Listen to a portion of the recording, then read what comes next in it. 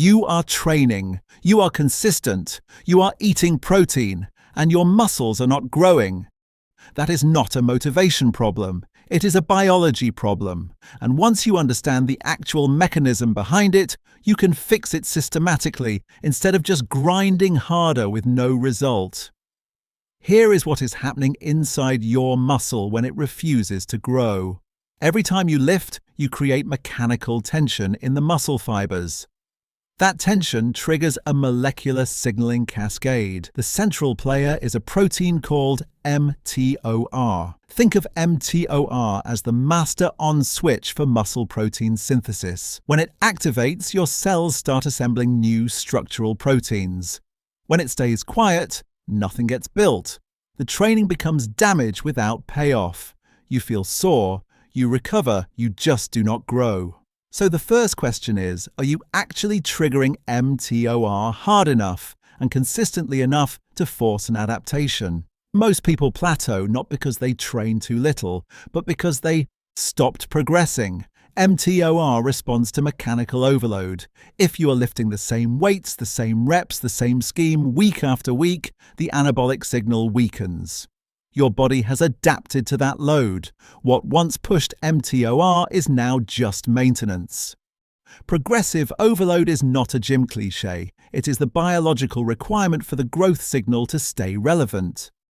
Without a new reason to build, the machinery exists, but the instruction never arrives.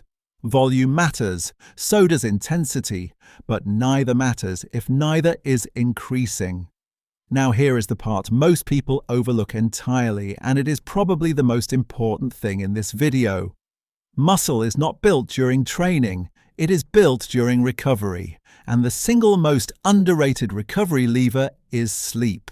During deep sleep, your body releases growth hormone and maintains testosterone, both of which feed directly into the mTOR pathway and suppress the protein breakdown signals that work against growth. Controlled research using sleep restriction protocols showed that even a few nights of shortened sleep measurably reduced rates of muscle protein synthesis.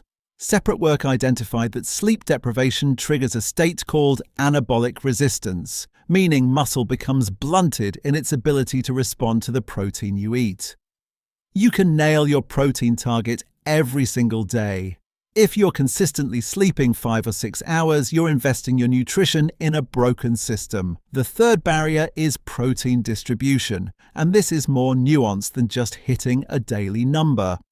The consensus across multiple large meta-analyses places the effective protein range for hypertrophy at roughly 1.6 to 2.2 grams per kilogram of body weight per day. Eating significantly beyond that upper range does not build more muscle. What does matter, beyond the daily total, is how you spread it.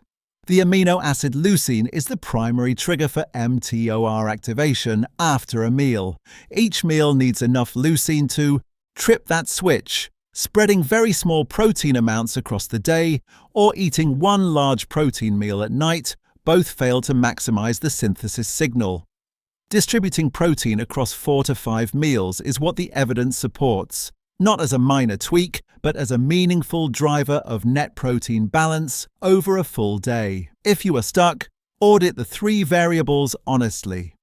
Are you making your training progressively harder, tracked, not guessed? Are you consistently hitting 7 to 9 hours of sleep? And is your protein distributed across your day, rather than just tallied at the end of it? Most plateaus collapse when you fix 2 of those 3. Not because the answer is complicated, because the answer was never the workout. Subscribe for more content that skips the fluff and goes straight to what the research actually says.